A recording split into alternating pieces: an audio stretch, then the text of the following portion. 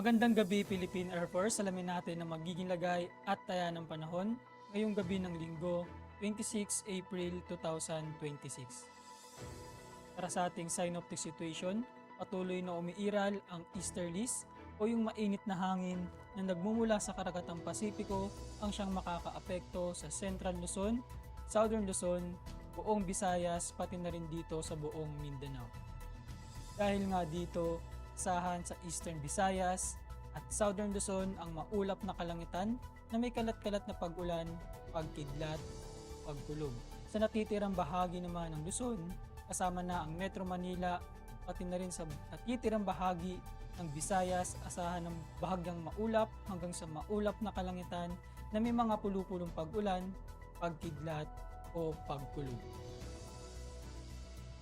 Sa buong Mindanao, asahan din ng mainit na panahon, bahagyang maulap hanggang sa maulap na kalangitan na may mga tsansa ng pulupulong pag-ulan, pagkidlat o pagkulog na madalas sa hapon o gabi.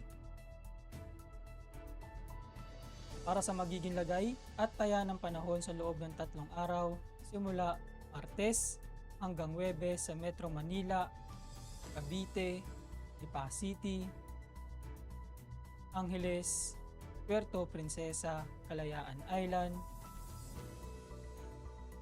Mactan, Zamboanga, at maging sa Davao asahan ng bahagyang maulap hanggang sa maulap na kalangitan na may mga pulupulong pag-ulan, pagkidlat o pagkulog.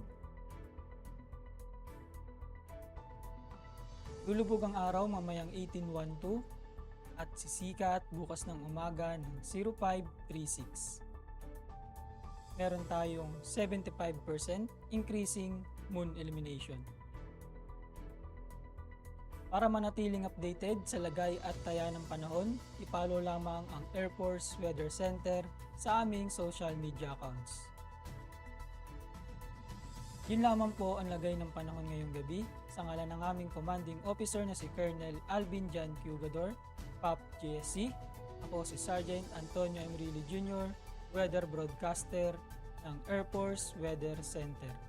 Muli, magandang gabi, Philippine Air Force.